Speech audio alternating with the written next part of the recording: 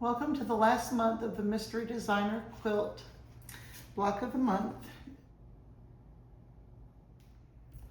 I was excited to get this month's block in the mail, and when I opened it, I was very happy with this block. I really liked it. This was definitely my favorite block so far. I love the aqua color. That was my favorite color in this fabric line. And I love that this wasn't too hard. It was, I wouldn't say super simple, but it was one of the easier ones compared to some of the other months. So I was excited about that, and I thought it turned out well, and I was really happy with it. There aren't a lot of tips and tricks this month. Just the usual of remembering the scant 1/4 inch so everything will turn out the right size, and to measure the pieces as you go, that they're all the right size.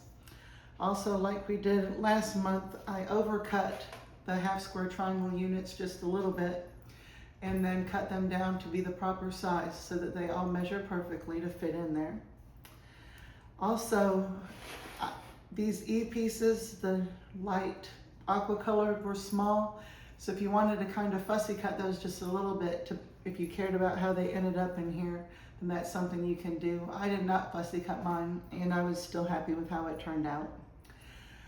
Also, these half square triangle units that are in each of the 4 corners, just be careful as you place those because each one is different. It's like you have the block and each one does a 1/4 turn. They're all different. So just when you go to sew those together, be really careful about your placement with those.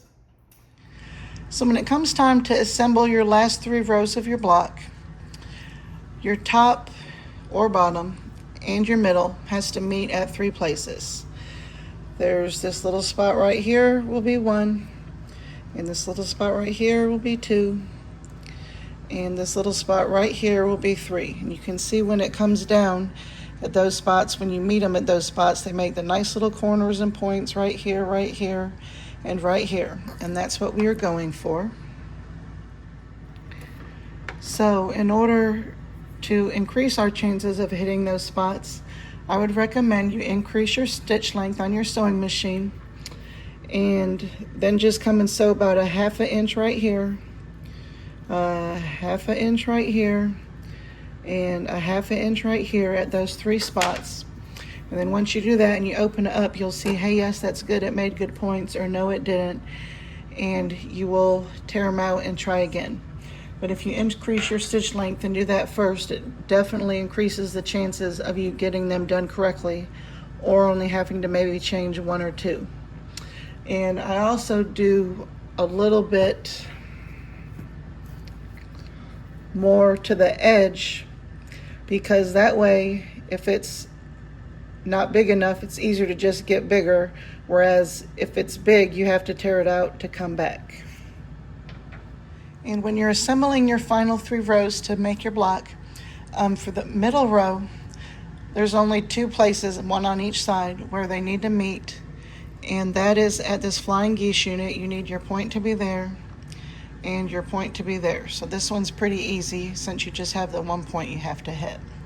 But I would still recommend doing where you sew it right there, about a 1/2 inch, and make sure it's good. And then once it is, then sewing it from top to bottom.